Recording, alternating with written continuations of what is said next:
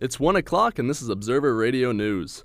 I'm Bradley Featherstone with Billy Courtice, Ryan Jhagroo, and Joseph Jacobsen. In the weather, it's currently an overcast 21 degrees outside our East York studios. Now here are the headlines. Did Stephen Harper act too soon? The Helena Georgia saga continues.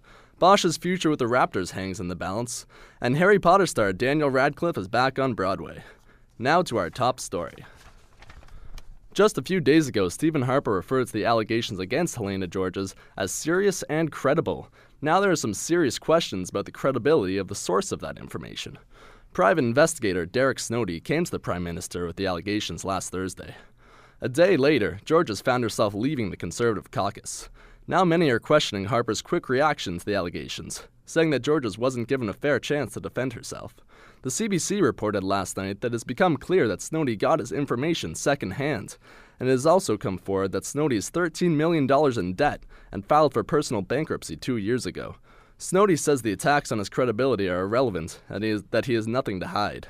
The allegation against Helena Georges involve improper lobbying, illegal offshore accounts, and high-class parties involving hookers and cocaine.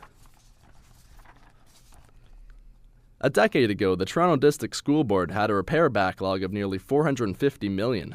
Today that number is $2.8 billion. Many of the TDSB's buildings are becoming old and run down and are in desperate need of repair, but no one knows where the money is going to come from. The school board might just have found a solution. They are contemplating selling off sections of land, putting the money towards rejuvenating the schools that are also on that site. Some say it's a win-win. The TDSB has land where land is scarce, so developers would surely love the idea. But others aren't so sure. Parents have raised concerns that their child could spend their elementary school years in a construction zone. One of the 13 schools under consideration is Davisville Public School. The school sits only blocks from Yonge and Eglinton Square. Even a small amount of land here would carry a hefty price tag, giving the school board money it desperately needs. A referendum held at the University of Toronto Scarborough to determine the fate of a world-class Pan Am Games facility ends tonight. A number of students are unhappy about funding the facility, and the decision has come to a vote which opened up on Wednesday. As Observer Radio's Billy Courtice reports, the students may be deciding the fate of more than just the games.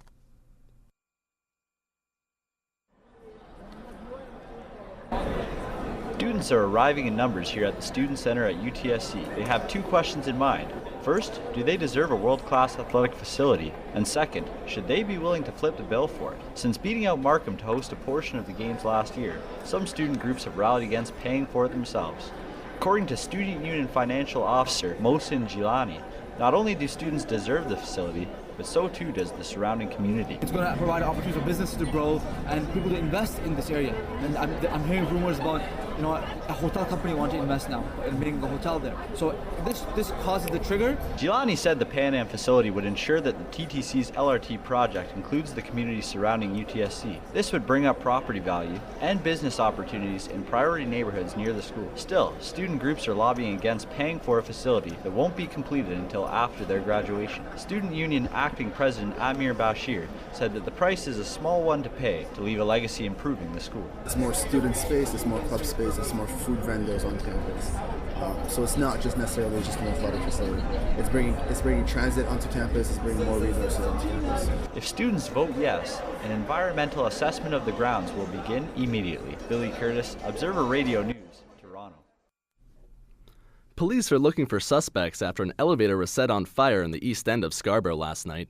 The elevator was sent to every floor in an apartment building, causing it to fill the hallways with smoke. Fire crews responded to the Lawrence Avenue East high-rise at around 8:30 last night. After putting out the flames, the fire crews set up a ventilation system to push the smoke out of the building. No injuries have been reported. That's all for local news. Billy Courtice is at the international desk. What's making headlines, Billy? Thanks, Brad. A dense cloud of volcanic ash continues to wreak havoc on European air travelers today as it drifts further eastward from Iceland. According to European air traffic agency Eurocontrol, half a dozen European nations have closed their airspace. Only about 11,000 flights are expected to operate in Europe today, instead of the usual 28,000. Hot gases have melted ice on the slopes of the volcano, causing large amounts of water and ice chunks the size of houses to fall to the base of the mountain. Over 40 people have been evacuated from the area due to flash flooding. This is the second time the volcano has erupted in less than a month. And Mother Nature hasn't forgotten about North America. A deep freeze in Florida has destroyed 70% of the tomato crops. As a result, tomato prices in Toronto have skyrocketed. As Observer's Bradley Featherstone reports, many local businesses have been forced to cut back on tomatoes or are scrambling to find a new source.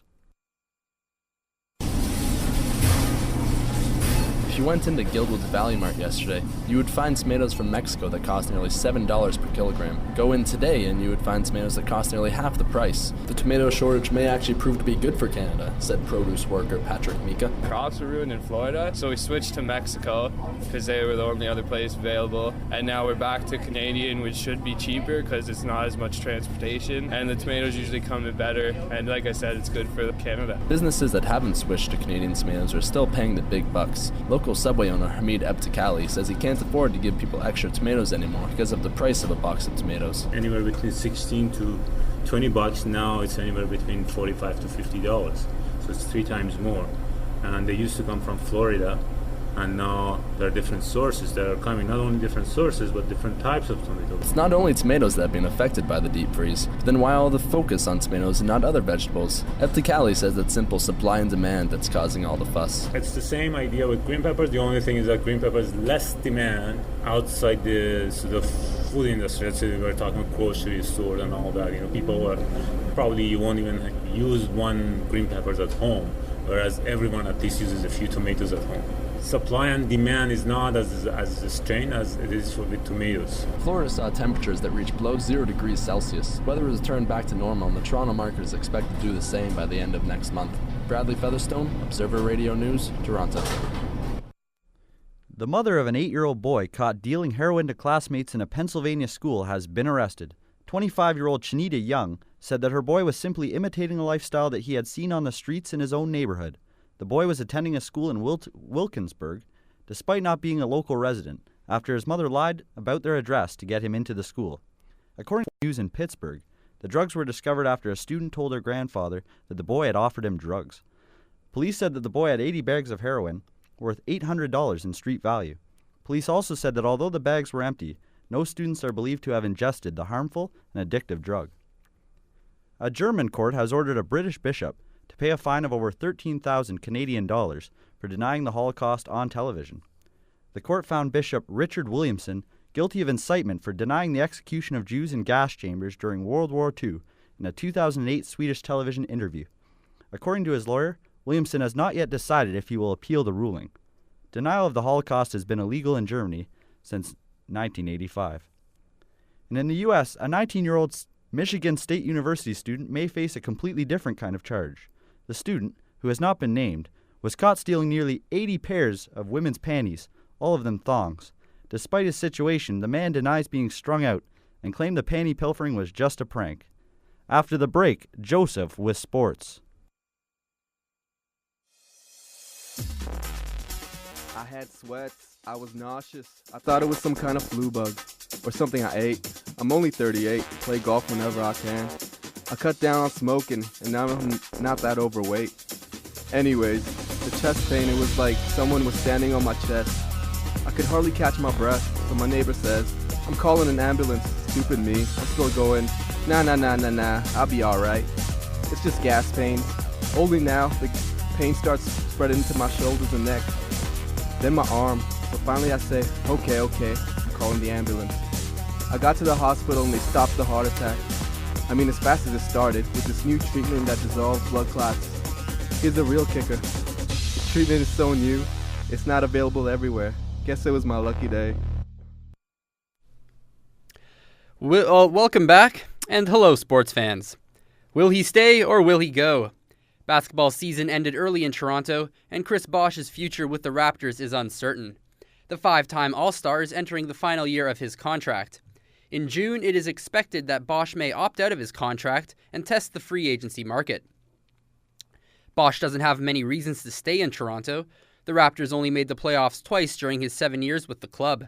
If Bosh ever plans to win a championship, it's likely that he will try his luck with a better team.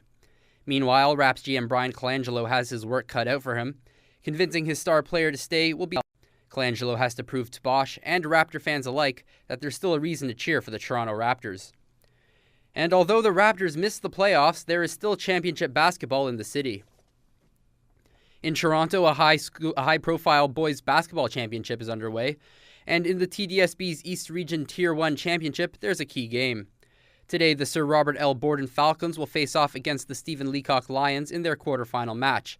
And as I reported earlier, both coaches say their teams have what it takes to make it to the finals. As the quarterfinal match looms, both teams want to overcome last season's disappointments. Leacock coach Fraser McCullough says beating Borden is just the first step to make the provincial tournament known as OFSA. We have our goal, and obviously our number one goal is to make OFSA, and that whether or not that's realistic, we don't really care. That's what we want, and and I'm sure Borden, that's their number one goal. So they stand in our way. Number one is to get the cities, but also to move to the next level as far as playoffs go with these regions. For his part, Borden coach Donovan Smith says his team this year has to regain past school glory. We're looking forward to trying to get to the final. We were there 2 years ago. I believe we can be there again with the team we have. Although observers say Borden has bigger and more skilled athletes, Smith says he doesn't underestimate Leacock. They did beat Borden the last time the two teams met. We look at Leacock and say, oh, it's a new game. Bunch of young kids. Looking wild. Let's play basketball. But now we got to come better. And we focus on the top and say, hey, that's not what this game was last time. The game will take place today at 3 o'clock at Stephen Leacock Collegiate Institute. Joseph Jacobsen, Observer Radio News, Scarborough. The Toronto Blue Jays will begin a 3-game homestand against the Los Angeles Angels tonight. The Jays are riding an impressive 7-3 record into tonight's game, while the Angels are at the other end of the spectrum, currently sitting at 3-7. It will be a right-handed matchup on the mound. The Jays will be starting Sean Markham, who has returned after 2 injury-plagued seasons. Jared Weaver will pitch for the Angels. Jays third baseman Edwin Encarnacion sat out yesterday's game, and it's unclear when he will return. He is nursing what Jays manager Cito Gaston is calling a sore right arm. The Blue Jays have won 8 of the last 12 season series against the Angels. And now for your Stanley Cup playoffs preview. Tonight, the lone Canadian team on the ice will be the Ottawa Senators. They will be facing off against the Penguins in Pittsburgh. The Sens are looking to extend their record to 2-0 against the defending champions. Puck drop is at 7 p.m. The other Eastern Conference matchup will be the Flyers versus the Devils in New Jersey. The Flyers lead the series 1-0, and their game starts at 7:30. In the West, former Toronto Maple Leaf Lee Stempniak will lead the Phoenix Coyotes into battle against the visiting Detroit Red Wings. So far, the Coyotes are ahead of the Wings 1-0 in the series. The teams will take to the ice at 10 p.m. And that's all from the world of sports. Here's Ryan Jhagroo with a look at entertainment. Thanks, Joseph. I've got something for all those Daniel Radcliffe fans. You know, the star from all those Harry Potter movies. He's once again going from the big screen to Broadway. Now, it's not his first encounter with stage shows, but this time it's a dancing and singing, singing and dancing. Cha-cha-cha, cha-cha-cha.